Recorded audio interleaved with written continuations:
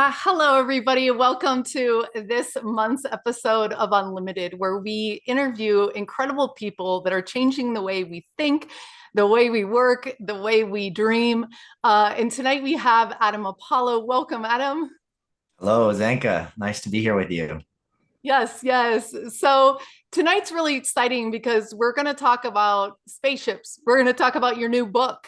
We're going to talk about Yeah. CoreNexus and the fractal system with the golden ratio and how that is going to influence all of our lives.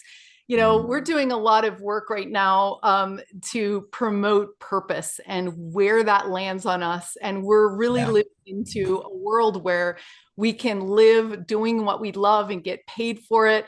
And this is one of the things you're really redoing and championing in your architecture. So we're excited to have you present on that and talk about that. But Mm, first, tell us about your book, The Dragon Keys. We're excited to hear more about this. Thank you. Yeah, no, I'm really excited to share it. It's been such a deep and profound journey for me creating it because I essentially started having past life memories back when I was a teenager and had, a couple glimpses at things that were really powerful that I had no idea how to place in my personal mythology or even if I believed in reincarnation. And this flashback I had with two of my bros, there was three of us in a dorm room at UNCA in Asheville when I was about 16 or 17.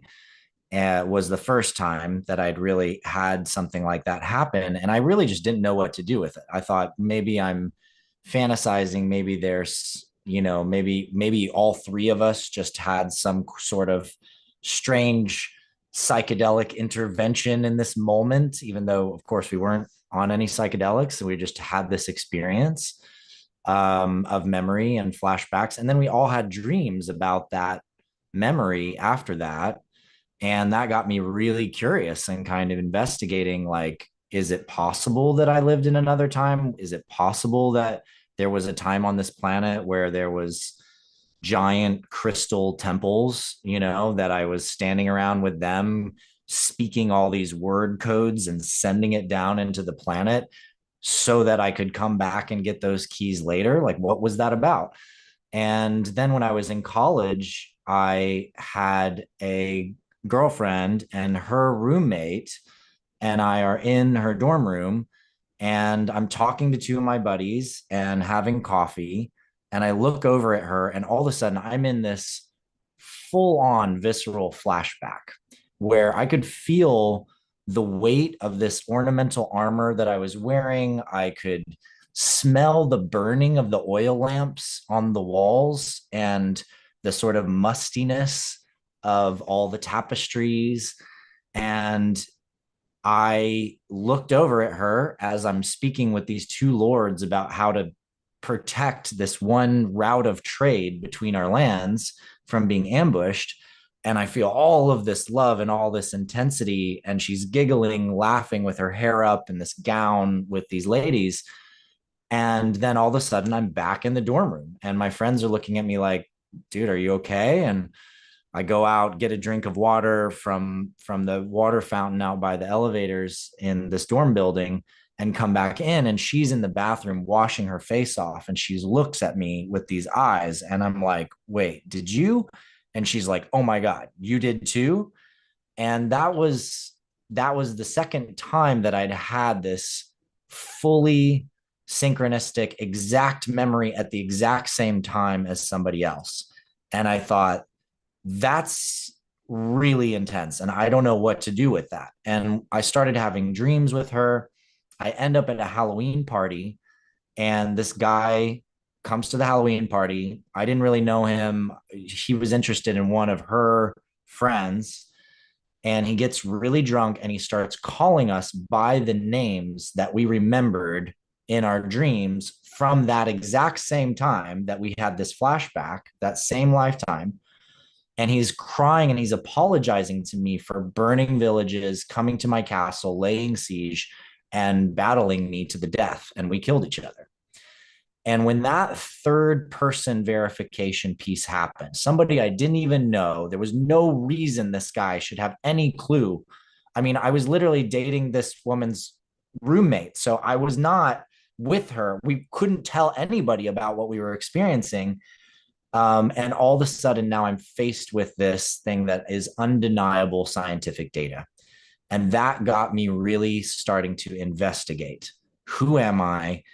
What are my lifetimes? Where have I been? And I started taking it seriously when I had the feeling that I knew someone. I started wondering, how do I know this person? Where do I know them from? And this began a cascade for me of piecing together lifetimes on this planet all the way back until the pre-Diluvian era. And then eventually I began having past life memories on other worlds with other people. And I now have documented, over 100 people that I've had extraordinarily powerful past life memories and experiences with. Some of these people were my daughter in a past life, or my parents in a past life, or my lover, or my family members. And those kinds of connections are so visceral and deep, they're undeniable. And eventually I thought that I was just doing all this documentation just so that I could actually help people understand that this is real. But as I wrote down a lot of my stories, I started to feel like it's selfish of me to just keep all of this awareness, because many of my memories, when shared, trigger other people's memories to know who they are and where they came from. And so the work has actually become this massive 4-book series, the first of which is really a deep dive into a series of galactic lifetimes that I think will clear up a lot of misconceptions about our relationship with other worlds and other species out there, and open people up to a deeper understanding of who we truly are as a human species on this planet. That is so fascinating, Adam. I had an experience where that's right. Like I was in a dream and my friend was in the dream, and I called him first thing. I hadn't talked to him in weeks, and he was like, "Oh, I was up all night. You were in my dream. I was showing you this time, device." And so I really, we don't know anything. Well, we do know some things, but in general, we are just scratching the surface of who we are as we dream, who we are in this multi-dimensional way, who we are in our past lives. And, this is common knowledge that people say we karmically go back and forth with the same groups over and over. You're my dad, you're my boyfriend, you're my kid. Like it goes over and over and over again. Well, when you really, really, really love a soul, and some people even say this, like, I'm never letting you go. Like, I will always be there for you to love you. And when you say things like that, these are powerful codes. These are oaths that you're making. And so, yeah, I just have a lot of people that I owe my lives to across many lives, and who I love so deeply and so dearly that it's such a tremendous honor and pleasure that I get to incarnate with them in different time periods. Yeah. Yeah, the Anam Cara. Yeah, the Anam Cara. Yeah, the Celtic wisdom base around this. Yeah, interesting. I like the aspect of that it can show up as a lover, a family member, or someone who's there to keep us on track. It also can be confusing. Like, because you have somebody and you're interested in them and you have this attraction between you. This happened to me actually, where I had this attraction with this woman, and I was really excited to explore that attraction. And then I had this extraordinarily powerful and visceral memory of her being my daughter. And it changed my attraction. Like, it changed my field with her. And I had so much desire to connect with her, to be close to her, but it turned off all of my sexual charge instantly. And it was a fascinating experience. And I could tell in the journey with her that it was, you know, and we talked about it, that it was difficult because there was definitely more there that we wanted to experience, but some part of my psyche having this really direct and visceral experience of her as my daughter was just not letting me open up that way and experience it that way. And of course, I've had other people where I've had many different roles with someone that I played in different times. And that's more of like a game of like, well, what is our connection now? And what does that look like? And it's also hard when it's, you know, someone that you killed in a past life or who killed you, and you also knew them in another lifetime. So there's other context, but there's still this deep feeling of like, if I turn my back, are they just going to stab me and kill me? Like, you know, could that just happen any second? You know, it's very strange feeling. And I think we all have had these feelings with people, and we just don't know why that is. Like, why don't you trust that person at all? Like, why is there nothing there? And why is it with this other person, you feel so deeply trusting, you would just, you don't even know them and you'd lay down your life for them. You don't even know them and you would, you know, jump in front of a bus for them. Like it's strange and beautiful. Yeah, totally. We were doing a money workshop the other day with Susan Schatzer, and Which was fantastic, by the way. oh, good. I'm glad you liked it. Yeah, Fantastic. I think it's powerful. And we're going to talk about your take on money and Mm, fractal distribution, which were really important to bring in these new ideas. And one of the things that happened on that call was someone said, okay, these people are out to get me. This is really, you know, frustrating to have people in my field that are trying to take me down and everything.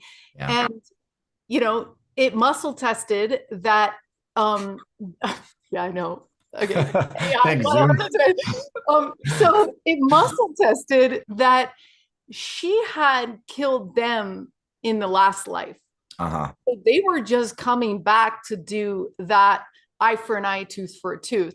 And I think that's where we're being called as leaders today. Right now, everyone who's listening is leading the way to this next evolution, because you're Yeah. on Portal to Ascension, you're on New Realities, you're on LightNet, you're on Apollo's stuff.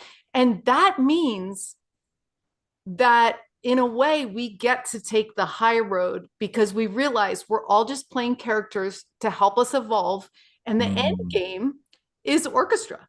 The end game, total collaboration. The end game is that we put these petty, you know, I did this eye for an eye thing down so we can experience some of what you're building right now, which is this, we can do awesome stuff for the planet. We can steward the planet. Why don't you talk a little bit about that? But before we do that, tell them how to get your book and what, you know, these, you know, you talk about like titillating stories of all these like ins and outs that you're weaving together. So tell people how to get your book. And then we want to hear also about your vision for our economic future. Yeah, you bet. You bet. So the book's website is thedragonkey.com, singular, not plural. And the dragonkey.com, what I have set up in there is something called the Inner Circle, where you can access the book. You get a full, you know, EPUB download that works on tablet and mobile and Kindle devices and phone and etc. You also have a deeply media rich, fully illustrated version of the book online, because I can't put as many graphics and illustrations into the print book. So it's an opportunity to really see it through my eyes and get some of my visions and some of my ways of expressing the magic that's in the book. And I also have a membership level where I will give you early access to my audiobook recordings, because I'm just recording each portion and chapter at a time. And so I'm going to be releasing those layer after layer to the audience online first, that are part of my Inner Circle first. And the published paperback version will be released on Amazon, and it's looking like it's probably going to come out at the beginning, either right at the end of this month or early the beginning of next month. And I'm really excited to get the paperback version done. But it's been so rewarding and fulfilling to have this beautiful, small, tight knit online group that I'm on this journey with as I'm opening it up, because I'm getting souls and people who their lives are being transformed because they're literally reading about parts of their own stories from the past. And I'm doing Q&As with that group as well. So I have one tomorrow, for example. So if you jump in my inner circle, you can join that Q&A and kind of get a jump start on the book and its experience. But yeah, come and join, get on there. And if you don't join the online membership, you can always just get on my list at adamapollo.com. And as soon as the paperback version is ready, I'll be releasing that and sending that out to everybody. Cool. What a cool thing to be doing. Dragons. Everyone's talking about dragons. This is our yes. And we need the dragons. I applaud you for finding the courage to put out this book, because these are the kinds of things that that we're not talking about that can help us put this whole picture together and have it all make sense. And you're starting a conversation in a great way. What's your deal with dragons? Let's do that before we dive into the other thing, because I know a lot of people are resonating with dragons this year, especially. You know, I always thought that it was symbolic, that there was a mythos to dragons, and that dragons were a symbol for a certain kind of energy or certain kind of astral being, a spiritual being of some kind. And then at one point, this was around 2014, I had synchronicity experiences around dragons my entire life. I mean, it's just crazy. My first paintings, dragon. My first drawings had dragons. My first stencil that I ever made to do spray paint was a dragon weaving all the elements. And I don't know why. I just did, because that's what I wanted to create. I could create anything. I'm going to make a dragon. And I didn't even have a lot of movies when I was growing up that were about dragons or anything like that. It was just always deep in me, part of me. And finally, in 2014, I have this healing experience with this amazing healer, Caitlin Naramore, who's an amazing guide and coach and teacher, and a longtime best friend of mine. And all of a sudden, as I'm getting in this experience and she's doing somatic work using my wrist, all of a sudden I see myself, I'm inside this thing that looked like pulsing veins and blood, and like there's light that's like coming through it, and then it starts to crack open, and I'm like, what is going on? And it's like I'm in this pulsing bloody thing. And then all of a sudden, as the light comes through and it cracks open, I see these two big dragon heads come down and look at me. And they're just looking at me with these beautiful eyes. And all of a sudden, I realize I'm a baby silver dragon and I'm cracking myself out of an egg. And it was so visceral. It was so directly visceral to my body, the smell, the experience, the feeling, the love I felt for my parents. And that started a wave of memories coming, where I realized that I was actually a physical dragon in another world. And eventually I tracked it down, and I was in the Andromeda galaxy on a planet there. And that my dragon tribe, who now I've documented all these people, hundreds of people that I've met in my life who are also dragons, and they have more or less memories, but they know they're a dragon. They know beyond a shadow of a doubt. They can feel it in them. And I know that a lot of this tribe, we came here from another galaxy, and many of us came here to stop a war that was happening with other dragons that were also our kin in that other galaxy. And all of that sounds, I'm sure, to the layperson and the person who's maybe just tuning in to check this out, like, whoa, that's far out. Like, really? But I can tell you that as someone who's questioned all of this stuff and questioned my work for so many years, to get down to the basis and the truth. Some truths are just self-evident. They are absolutely self-confirming. And once you touch those truths and you know those truths, literally the entire universe will shape itself in the forms necessary to confirm it for you. And I realized that it explained so much about my symbolism and the connection that I had to dragons in all of these different lifetimes. Because I had so many lifetimes where the dragon symbolism, energy, ritual, ceremony, naming, all of these things were critical to my soul path. And it just made so much sense. Like, oh, well, duh, because that's actually who I am as a soul. And I've just been playing in these humanoid forms for a very long time in service to all life. Yeah, you talked about how in that healing experience, that somatic experience, you had a trigger, a flood of memories come back. And when we were in Japan, we had Lane Buchanan, who's a famous remote viewer, speaking, and he was talking about his contact experience. Now, he is a very reputable government employee that was doing remote viewing. He was like, look, I never remote viewed UFO ships for the government. I was hired by congressmen or government officials. He didn't say congressman, government officials and other business people to do those remote viewings. But one of the things he said was, and this goes to, for all the people that are like, whoa, this goes to both of the things you've highlighted tonight. Yeah. He woke up from a dream and he had this feeling that he was in his backyard and he had, gone on a spaceship, learned how to fly it, and was having this whole experience.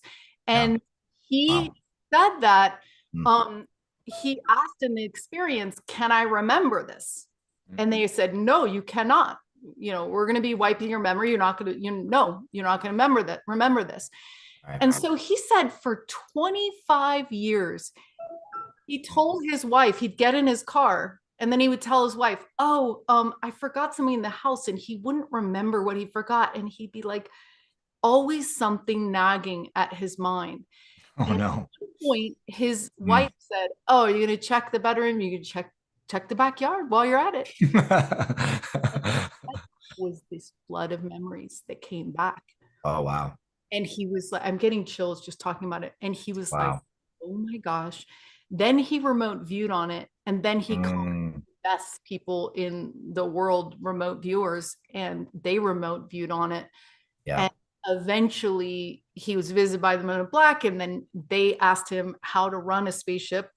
And he eventually saw the part of the spaceship physically in a container.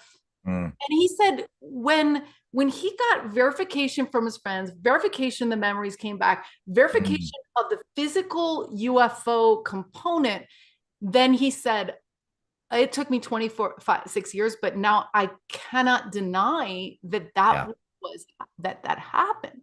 Right. So the kinds of things it takes a long time to accept these kinds of experiences, and it's okay. And the reality is that most people out there, most people that you meet, if you just walk up to any random person, it's likely that they've had experiences, phenomenal, amazing experiences, psychic experiences, other worlds, other dimensions, astral travel and sleep time. They met a friend and they both had the same dream, like all of these kinds of things. But our generally accepted society, culture, and framework of academia, all the way through down to what we accept as the reality paradigm that we're all in, keeps people from sharing that information because they don't want to be ridiculed. They don't want to be made fun of. They tend to then dismiss it in themselves to a point where I don't even know if that really happened. I've literally gone through something. I've gone through things with people where this incredibly phenomenal experience and miraculous thing just happened. And 5 minutes later, they're like, did that just happen? Because they haven't built the neural pathways to even accept that experience at all. They have not given themselves any contextual relevance to allow themselves to have any understanding of what just happened. And so it's easier to let go of it and or pretend it didn't happen than it is to hold on to it and try to explain it. And for me, I'm just I'm just obsessive with understanding and knowledge and science and all these things. So, give me something to chew on that is a mystery, and I'll chew on it until I get the juice of the truth out of it. I love that. Yeah, everyone who's watching, go ahead and hit a like, support this kind of courage that it takes just to say, this is this I love what you're saying, Adam. This is my curiosity. Because I'm like that too. I want to know the whole thing. I don't want to know parts of it. Otherwise, I can't really wrap my mind around things. So thank you so much for bringing these topics out. It's great. Yeah, now, Adam, I'm really curious about your CoreNexus. Could you go into that and kind of explain Sure. at the technical level and kind of the layperson level? Absolutely. Yeah, I mean, I'll just start with a little bit of the story if you want, because it helps to kind of gain context. So when I was 18, I had a friend and we sat up in the attic and smoked some weed and got into a conversation about something that we saw as uh, a website system. We called it Connections. This was in 1999. And we were like, yeah, what if there was a way you could use the internet to track all the connections you have with people and with things, and you could talk and you could communicate? It was a cool idea. There was no Facebook, there was no MySpace, there was no tribe.net, there was none of these early platforms really around at the time. And for us, we were just, high school kids with a cool idea. But then many years later, I met a brother named Harlan Wood, and he's my CTO and co-chairman of my company now, and my co-conspirator and creator and all of this magic. And we got into these deep conversations about, how do we leverage technology and the internet to augment human consciousness? How would it be possible to bootstrap a planet into enlightenment if you had the right kinds of tools? And he'd come out of a 10-year meditation school in Australia. He had this beautiful vision of something called trust exchange, where we would use these new kinds of systems and new kinds of identities to be able to see the landscape of energetics and trust between people in the world. And what would that do if we could apply our trust to organizations, for example, and companies that are publicly traded?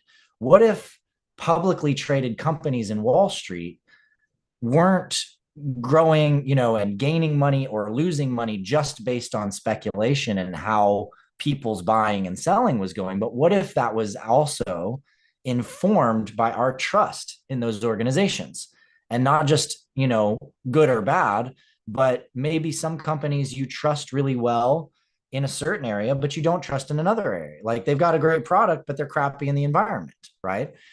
And his vision with that and my vision with what would an interface look like if that interface was designed in a way that enhances and supports your consciousness being able to remember what you see, to understand the patterns in what you see, and to better and more deeply grasp what you're actually looking at. And how would you do that? How would you make something support your own consciousness as you're looking at it? Because in those days, I mean, every website was, this flat surface thing. And there was a little bit of flash websites, that were around. Every once in a while, I'd see this really cool 3D website.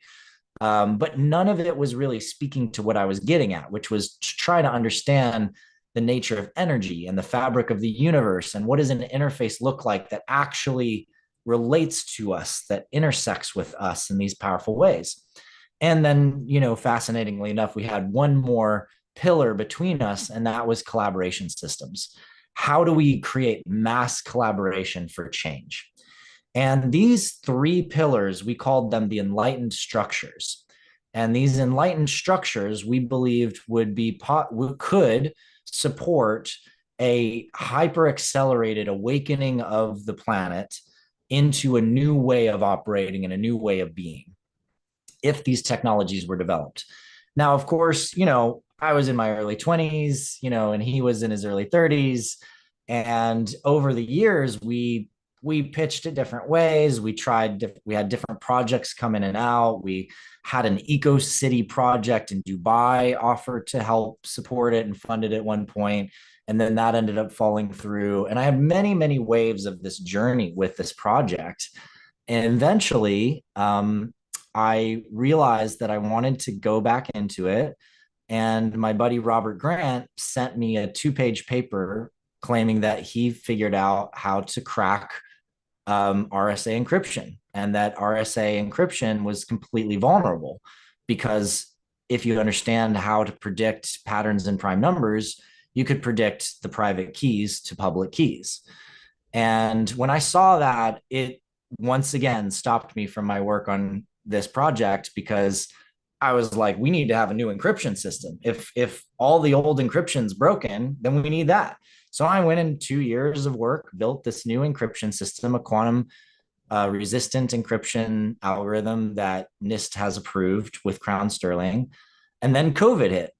And when COVID hit, it was like, well, I can't fly to my office in Santa Ana every other week anymore. I was living in Boulder, been through a divorce, flying back and forth, all the time. And I finally was like, all right, well, now is the time. If I'm going to do this, it's time now. And I've got nothing to lose. This is my moment. I need to do it. And so since COVID happened, the journey of what CoreNexus really is has been unfolding for me and revealing itself to me. And it has been such a fantastic journey. It's been very hard and very beautiful and fulfilling and painful all at the same time, because the reality is that what it's become is a social operating system that gamifies regenerative impact. And what that means is that the platform has 4 very simple faculties, but which comprise this much larger integrative system. And that is that you can take back all your social network data from every major social network, and you own and control that data with your own decentralized identity. Pillar number 2 is now you can leverage that information and anything that you already have to create any kind of digital products you want. Courses, episodic content, media content, audio content, fractally structure it however you want so you can nest things inside of other things. And because of AI, we're now able to supercharge that so we can take existing content on your hard drive or in your social ball and help you create faster and easier and more efficiently. Every time you sell any kind of digital content in our system, you can split royalties from that sale to anyone that you collaborated with. So maybe you had a friend that made this really cool image and you used that image in your video or the soundtrack for your video. Or maybe you took somebody else's video and you put it in your course. Well, when that course sells, the video creator, the audio creator, the clip maker, the animator, whoever, everybody gets paid automatically. And we can do that 1,000 levels deep.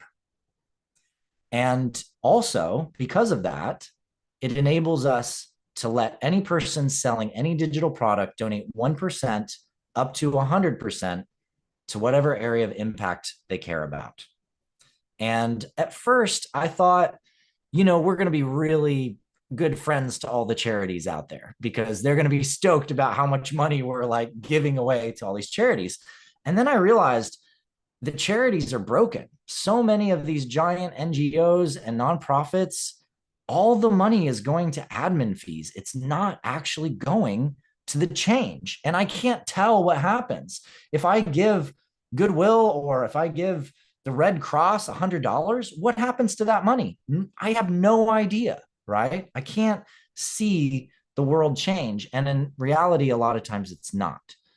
And I realized one night that this system that the same exact structure I built to make courses and make episodic content or whatever, I could repurpose it to enable people to create missions. And I suddenly saw all of these amazing leaders, all these people I've gathered over the years, all these incredible, visionaries out there. They could be creating missions to solve the world's biggest problems and address things all the way down to the minute level of like cleaning up a beach or a river or planting trees, all the way up to the biggest issues in society and culture and governance and life and all of that.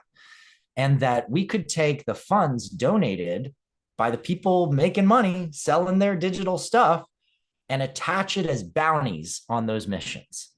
So now, instead of having to go do some charity and clean up a beach or clean up a river, you can go clean up the river and then boom, $100 hits your wallet and you earn badges and you earn ranking.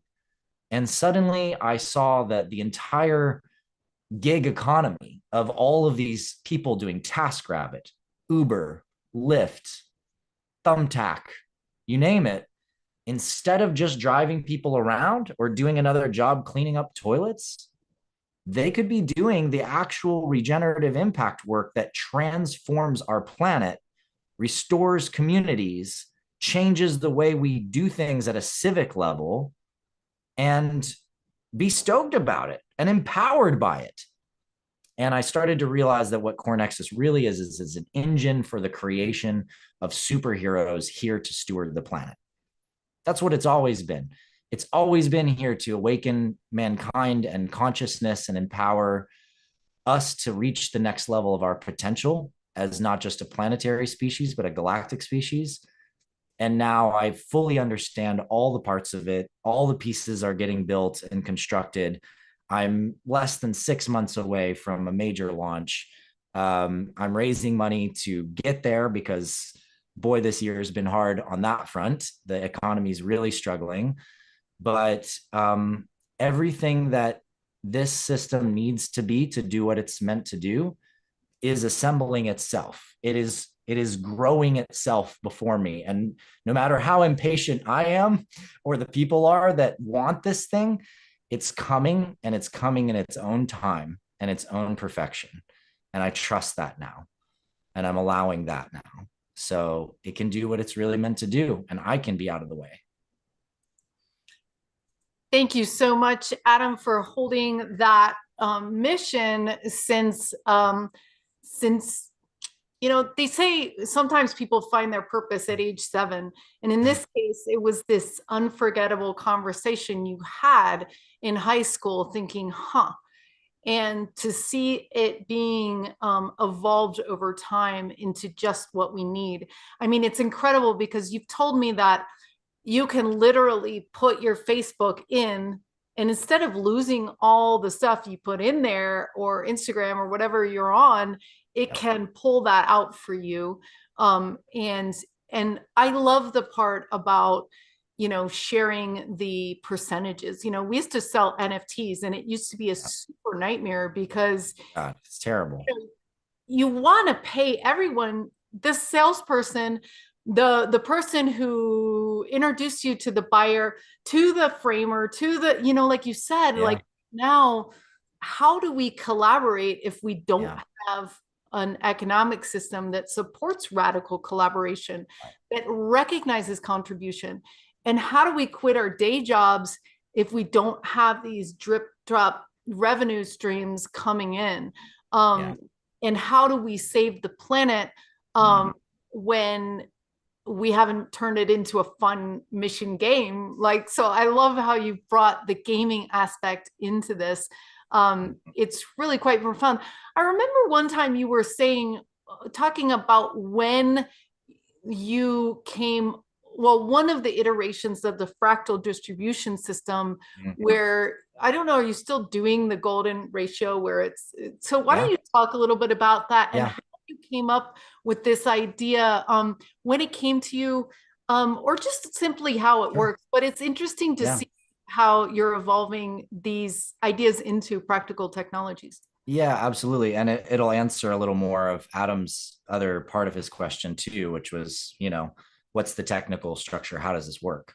Um, you know, we live in a time right now where you have had for the last 5 years or so many people who are like, decentralized technology, that's the key, right? Web3, it's all about the Web3 tech. And the reality is that a lot of Web3 tech is sucks. It's terrible. It wastes energy, it wastes money, it's janky. I mean, I went to build NFTs too, and I went to sell them on OpenSea, and I wanted my team to be able to go out and market those NFTs.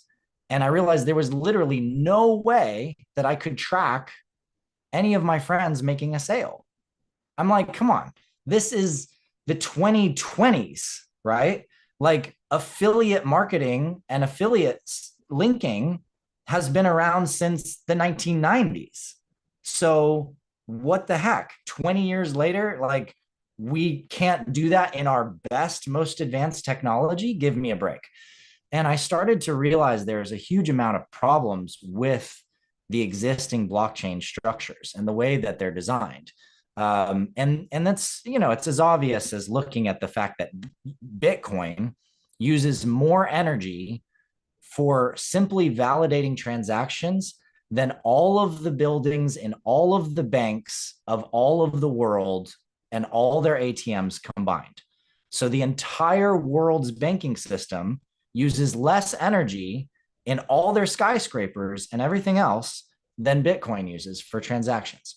That gives you a sense of where there's a problem, right?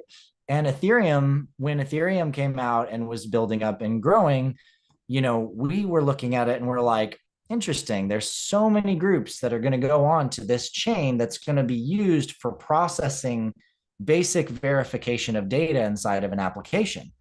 But if you've got 100,000 different apps all trying to save to the same chain at the same time, now what happens? You have a total traffic jam.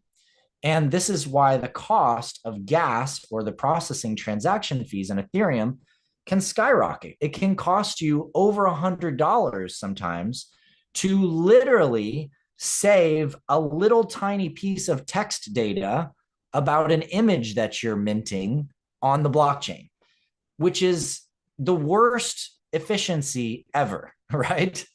That's the worst ever. And even the best blockchains, the ones that use high efficiency, Lightning to the, a Polygon, all of the ones that have learned how to do this more efficiency by packaging data, they're still competing to save all of their data to the same single centralized ledger, which inevitably becomes the breaking point.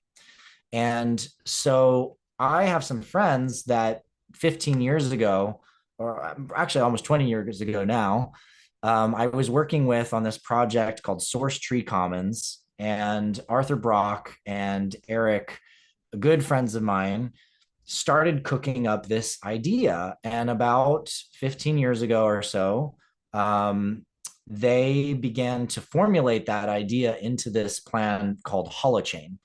And what Holochain was, as it evolved and really emerged in its form probably about 10 years ago, was this concept of how do we actually exchange value in real life? If I give you a $100 bill, this is my best way of translating it because there's really technical ways of translating it that most people just don't understand. But the simple way is to say, if I give you a $100 bill, what needs to happen? I need to know that you are who you say you are, right? So I look at you. I have your identity verification right here in the physical, right? I give you the $100 bill, and what do? You look at the $100 bill and you check it and you make sure it's actually got the encryption in it that tells you it's a real minted $100 bill that's going to work at the bank, right? When you take it to the bank, they verify it. It's a $100 bill. You take it to the grocery store, verified, it's a $100 bill. You get to spend it. But when I do that, nobody else has to know that I did that. So how does that work so efficiently for me to give you a $100 bill in cash, but our best technology in the world can't come anywhere close to that when it comes to the blockchain? And yet we're still just trying to validate that you didn't duplicate money, right? So what Holochain says is that as long as you have identity verification, meaning I am who I say I am. My transactions are clean. You are who you say you are, and your transaction record is clean. I'm literally my own blockchain. You're your own blockchain. And when I give you this token, you can check that token's chain all the way back to the moment that token was minted. And with those three things, nobody has to know. It's just my computer talking to your computer. It's instantaneous. It's free. There's literally no gas cost because it's just our computers talking. And we've just done exactly the same thing as me giving you $100 bill. And because of that technology, because of what Holochain has created, and by the way, they've been building this thing for a long time, the last 6 to 7 years, over $50 million, major team, major process, constructing this whole architecture. And my business partner and I've been cheering them on and consulting with them when we can. What that enables is you to tokenize all kinds of things freely and cheaply without all these bottlenecks and without all this transaction cost. So now my trust and trust graph is one of our first open source technologies that we released on Holochain, and that was usable, was used in several live production sites and prototypes. And I can give trust infinitely as a person that's giving trust. And as I do that, I'm creating trust tokens or trust atoms, and it costs nothing, but I'm creating my own graph.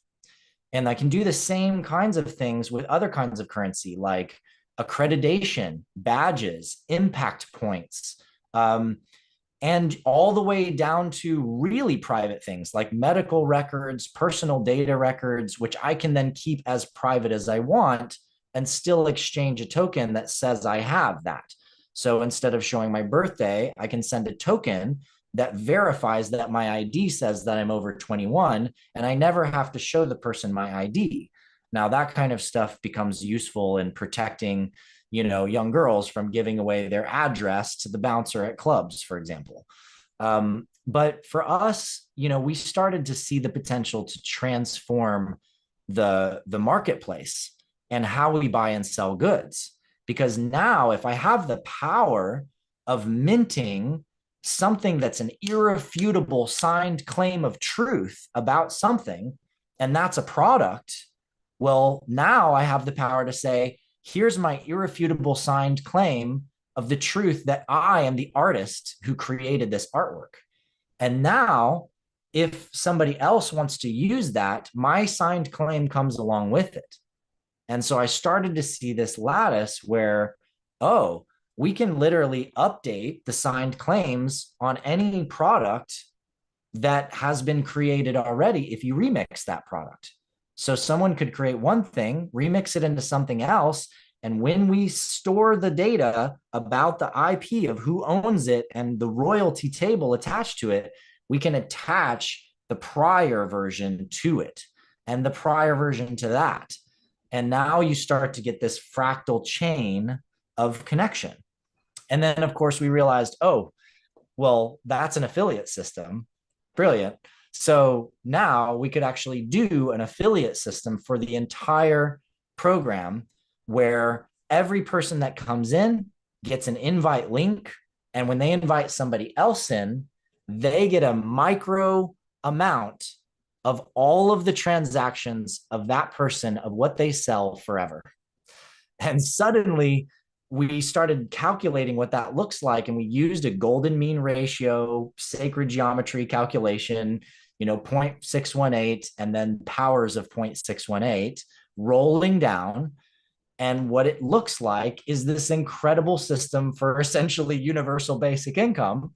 It's not a huge amount of money, but the more people that followed you into our system, just like any kind of, MLM, multi-level marketing system, but instead of everybody at the top getting gargantuan amounts of money and everybody else suffering, instead it's just little micro gifts. It's tiny, tiny transaction amounts that add up over a large, segment of the population.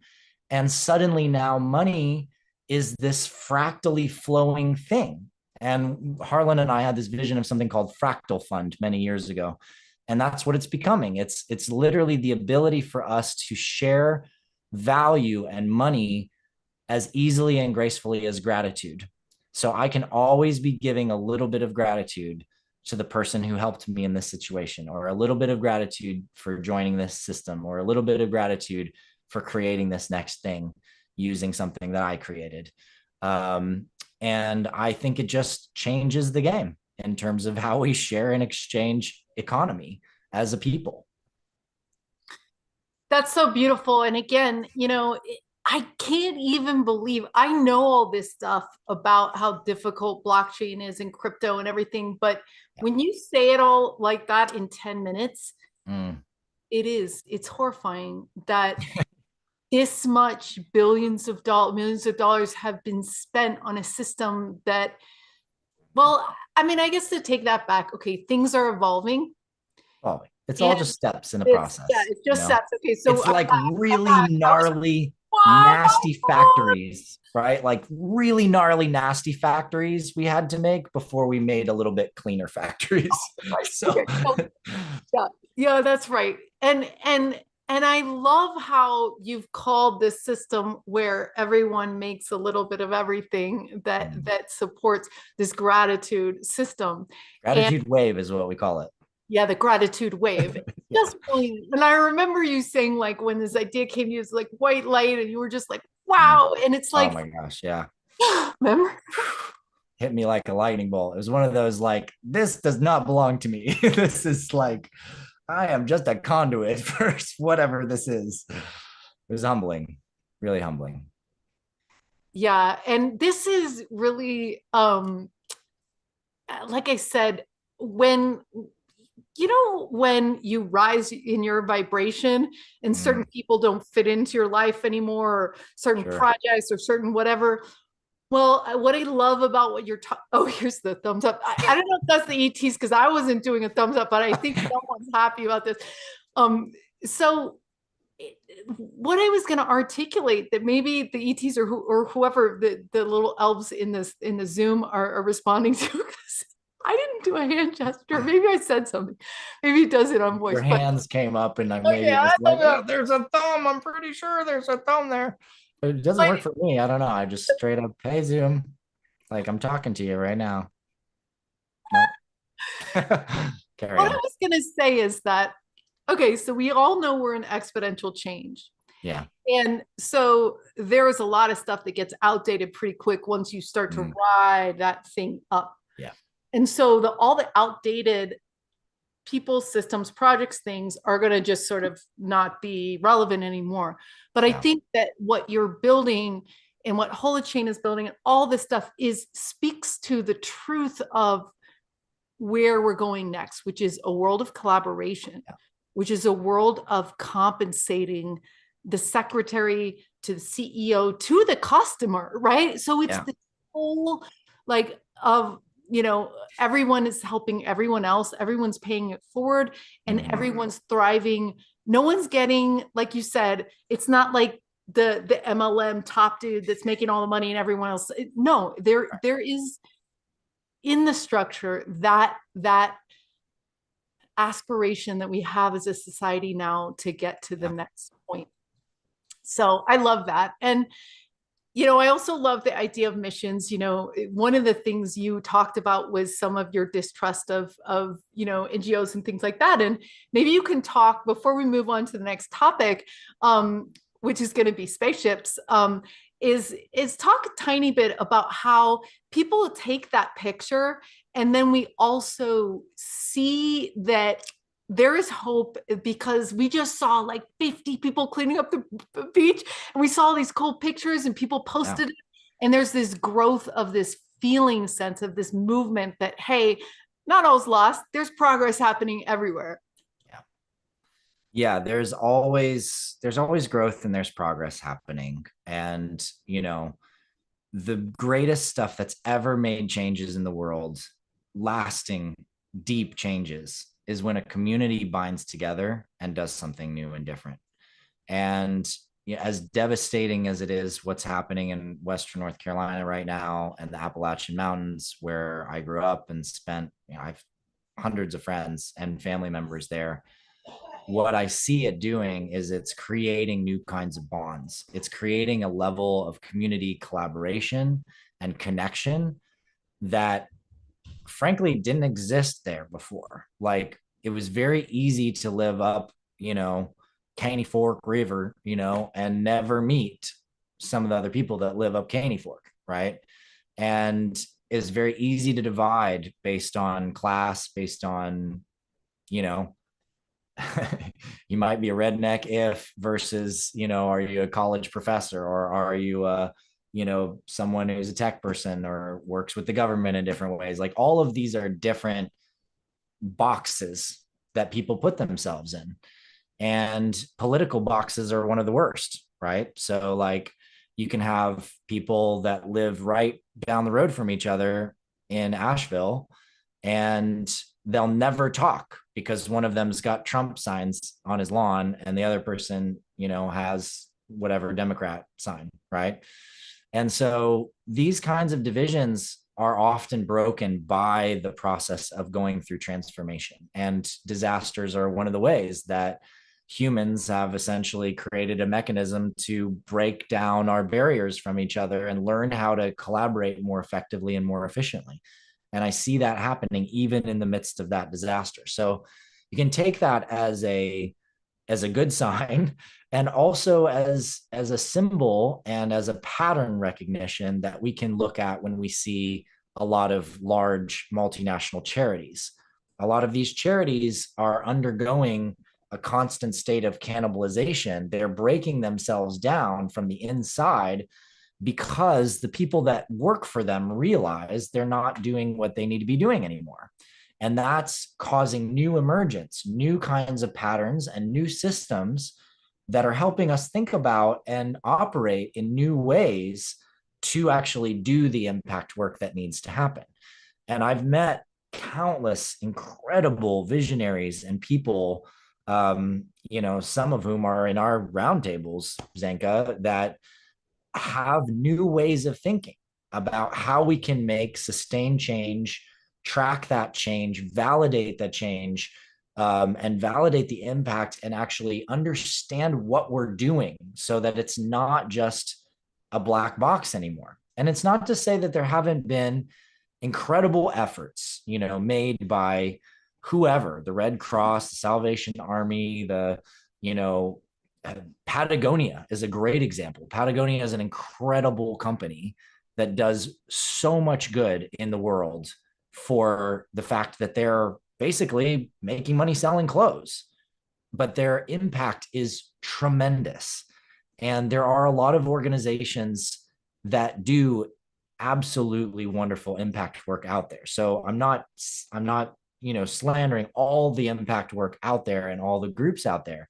But I will say that there is a large amount of them that are functioning in an old way that's just not working anymore. The idea, even for them, that they have to do these fancy dinners with millionaires and billionaires and build up all of this money, mostly to just be able to pay the salaries and the wages of all of the people that are trying to raise money on the phone and do all of that, and pay a fat CEO salary or executive director salary, and all of the costs and the buildings and the stuff that then filters down to the actual impact amount that ends up being less than 10% in many, many cases. And so we're changing systems around how we do good and making that more efficient, more lean, more effective.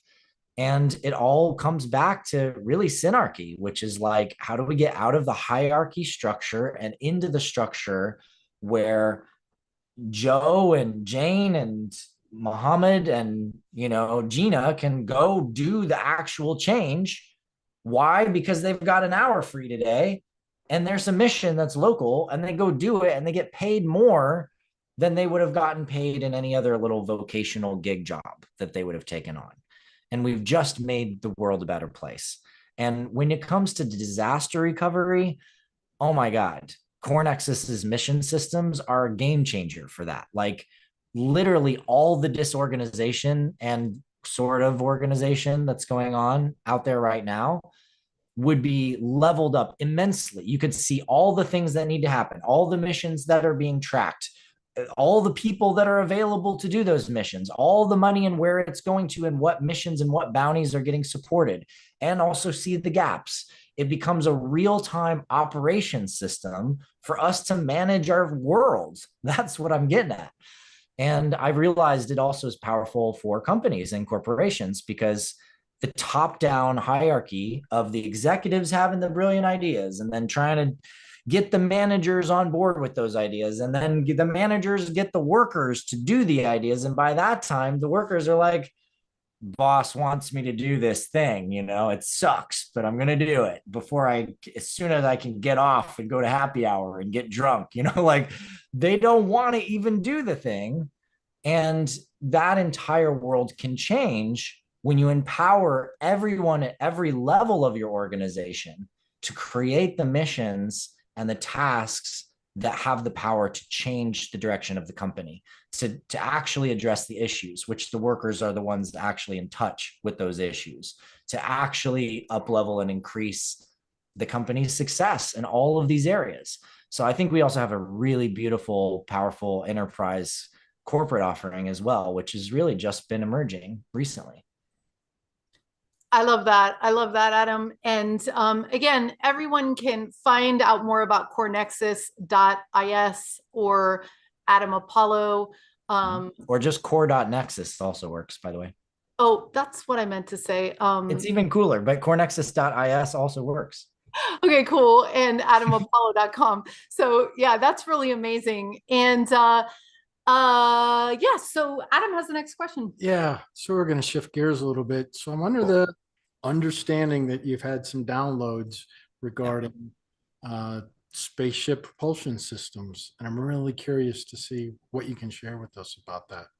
Yeah, drawing out all my secret IP in this call, are you? Trying to give it all away. Well, I'll tell you about starship engineering, son. Yeah, no, it's a big part of my work in the space of science. I've been a deep study in unified physics and quantum gravity physics since I was in high school.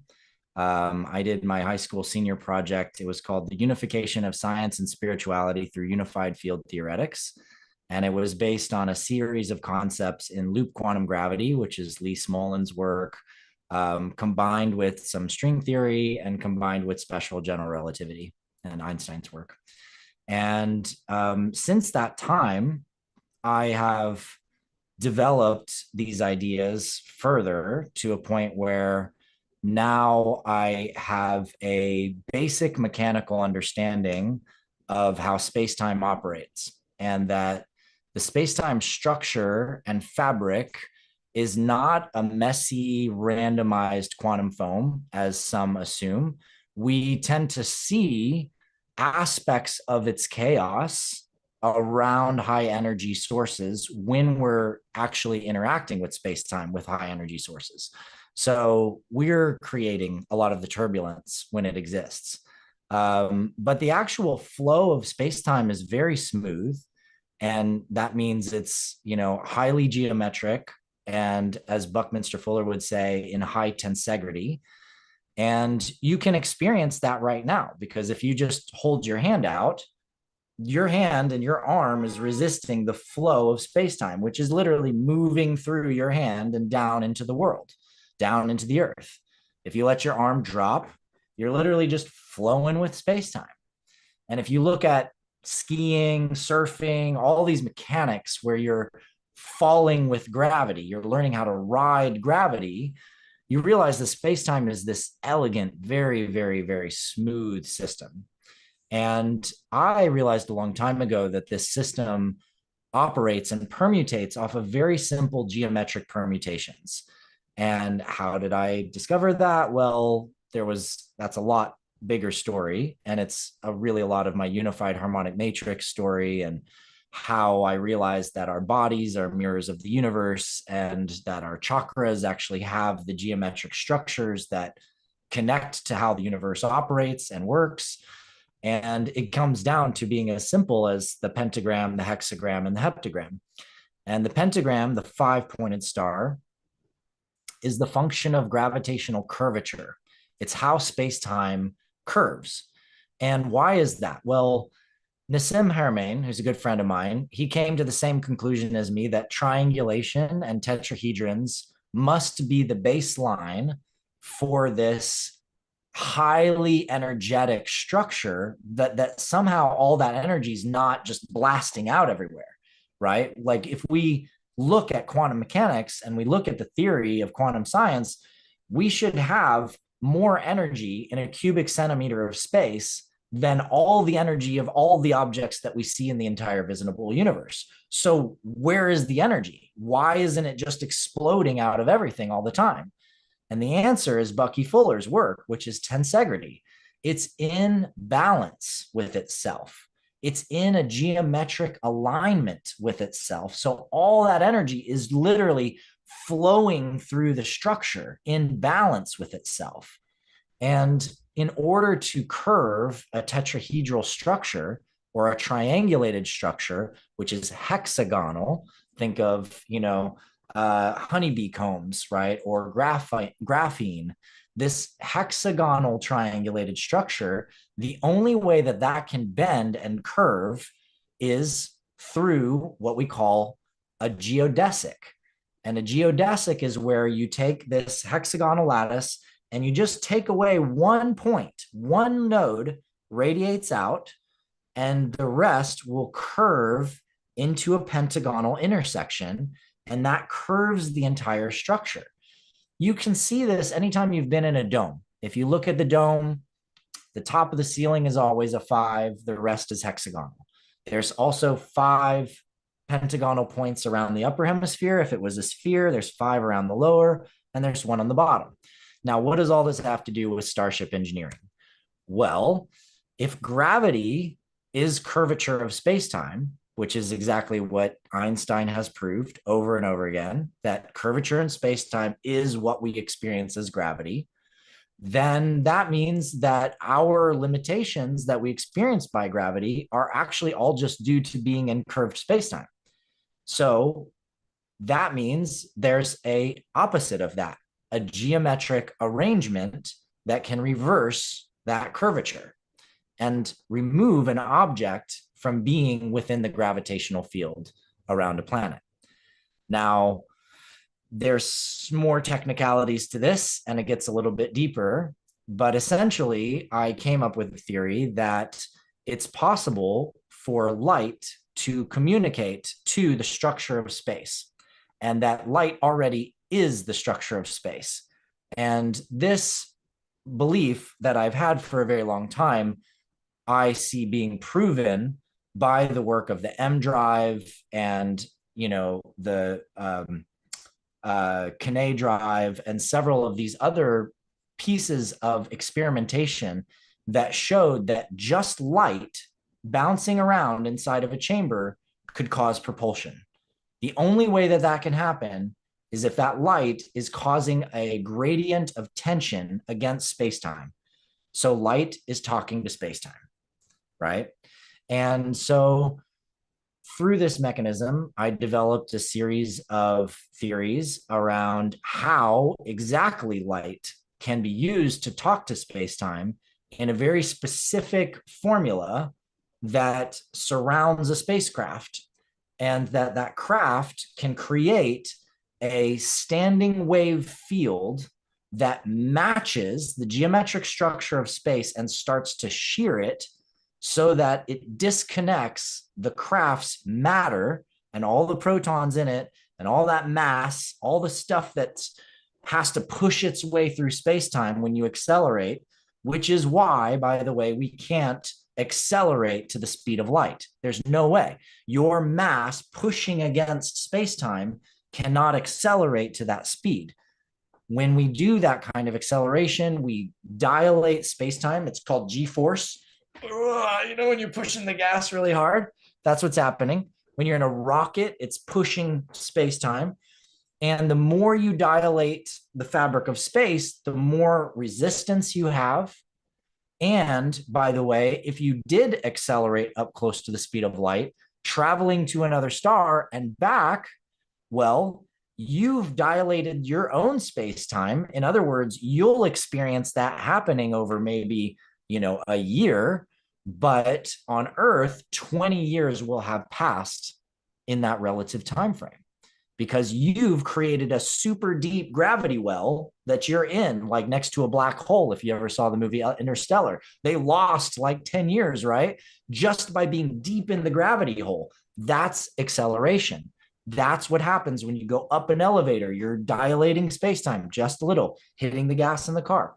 And so I realized, well, if there was a mechanism of separating the craft from the surrounding space-time, now there's no pressure of acceleration. So that craft can move without any speed limit. Now, there's also additional realizations I had to have around how the heck do you navigate that thing? If it's not connected to the surrounding space, how do you jump to another star system? How do you relatively triangulate where you're going, where you came from, all of that. And I have codes on all of that stuff now too. But essentially, I realized that this is exactly how the ships work that are from other worlds. If you've ever seen a starcraft, and I've seen hundreds, maybe thousands, I don't know, lots over the years. I've literally watched shooting what looked like a shooting star turn a 90-degree angle. And it's doing that at like 10,000 miles an hour. And, the military has disclosed all of these photos and videos and all this stuff of craft doing this. And the physics of that is that if you did that in a car or in a plane, your body would literally just splatter into you would be just a pile of guts and muck. I mean, literally you're atomized almost in that level of impact and contact. You're just gone. So we know that they have to be controlling the gravitational field. That's obvious. But not only are they controlling the gravitational field, they've created an envelope around the craft, separating the G forces outside from what's actually going on in the inside. And that means you don't feel anything when you accelerate. And I had memories, and these are in my book, and I talk about where I literally had just this one little thing in my ship, and it was a gravity dampener. If I flipped it all the way up, there is zero gravitational connection. So I can go from 0 to 1,000,000,000 miles an hour instantly, no difference, no change. I'm just chilling, like as if I'm standing still. As soon as you turn on the gravity dampener, you start to feel G forces. And those are fun to, it's fun to turn down the dampener and to feel more G force when you're flying around in an atmosphere.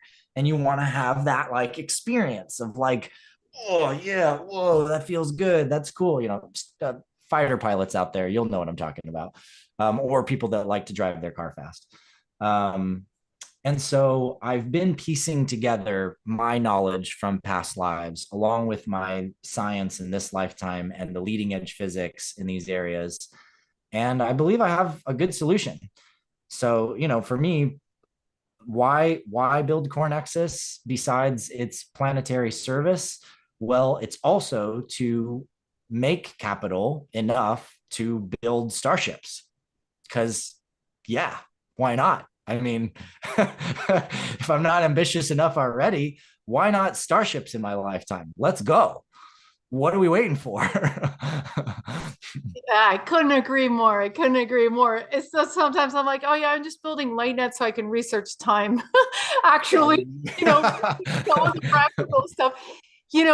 When Lynn Buchanan talks about the spaceships and stuff, he said that the ETs told him, they were like, you guys think time is crazy or complicated or whatever. He's like, wait till you figure out space. And so this seems like a well thought out, interesting idea set. And we'll be making spaceships as well. So it's interesting to see at what trajectory, you know, whether it's coming from the future, coming the past, or whatever it is. But I really can't stress enough how passionate I am too about traveling all the time outside. I mean, a lot of people have been around the world, so let's go to the next. I mean, let's open new books and see new things and meet new species and go to another planets. I mean, that's going to be so fun. And let's get there, stop fighting, get along a little bit, and start to really pull together the best minds, the best hearts, and get on with the program of collaboration instead of war and stuff like that. I like to make a little joke. It'd be nice if we had a calendar, 26,000 year celestial calendar system where you could just look at the stars and know when you are. Sort of like, I got that joke for sure. Yeah, we definitely do. We definitely do. Yeah, and I mean, what you're saying, Zenka, too, like people don't really grasp the significance of this necessarily off the bat, but it's basically like, imagine you go out to get in your car, but instead of having to fight traffic to just get to the grocery store over there, you could literally go straight up, boom, you're over Japan, fly down, pick up some fresh sushi at a place, boom, back up, boom, you're in the Syrian system. You decide to have a picnic with the elves in the tree city with your sushi from Japan and have this lovely afternoon. And then boom, you know, you're in the Pleiades getting the most epic massage you've ever had in your life and hanging out, you know, at the beach at whatever time of day you want, by the way, because you can go to whichever part of the planet you want to go to at whatever time of day you want to go to, and then come back and you're home in time for dinner, you know, and you're back at the house. That's the level of freedom that we're talking about. And combined with this travel technology is also the fundamental understandings of the fabric of how space-time energy works, which means desalinate water, create whatever you want. Energy is unlimited anywhere. There's no more poverty around energy on this planet, which means there's also easy ways to create all of the things that we need to create for everyone to have a healthy and sustained life, including, by the way, replication systems, which right now we're 3D printing food, we're molecularly printing diamonds and gemstones, one atom at a time. The Star Trek replicator is next. And what does that mean? That means that we literally don't have to mine the earth anymore for the minerals that we need. We could literally molecularly assemble them.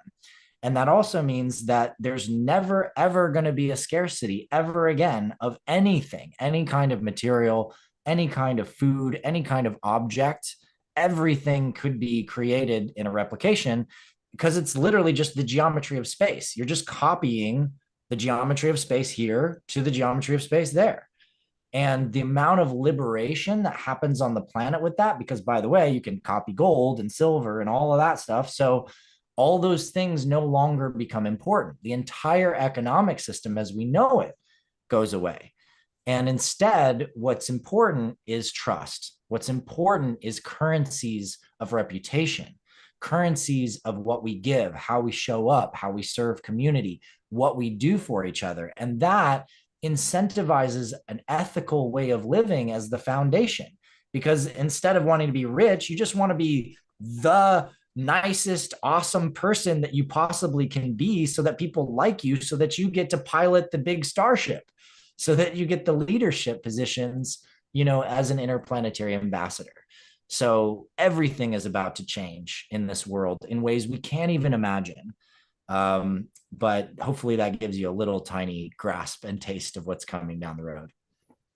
That's so great, Adam. I love talking about the future because we can get through some of the slower molasses hard parts. You know, it's almost like we could be lying in a bed like Avatar and just be, you know, anywhere doing anything. And in your version of the future, we all can have a spaceship. Yeah. And personal Starcraft. Why not? Yeah, let's all have Starcrafts. I love this. If you've loved this broadcast, please like, forward. We appreciate it. We're really excited to support Adam's book, Adam's CoreNexus project, and just his general life of bringing some of these things down and seeing the best future for us. In the last 10 minutes, we want to talk a little bit about what we're doing this weekend, and also next weekend. And we also want to talk about what we're doing after that with you, Adam. So in 2 weeks from this Thursday, so not next Thursday, but the next, you're going to be coming back to meet with the collaborators at LightNet, which anybody's free to join. We'll drop the thing in the chat, but tell us this is a private workshop. What are you going to do with them, and how are you going to share your Jedi skills? Yeah, well, I mean, it's going to be Jedi training. So, we got to see where the crew is at. I'm going to give them some fundamental tools for understanding and working with reality and the way that reality is. We're all part of an energetic lattice, and there are some really important keys, that we all, I think, can use right now to enhance our capacity of self-awareness, understanding, and really get to the root of like what our mission is and what we're really here for. So yeah, I mean, I don't want to reveal too much, and it's an exploration, of course, with this incredible group.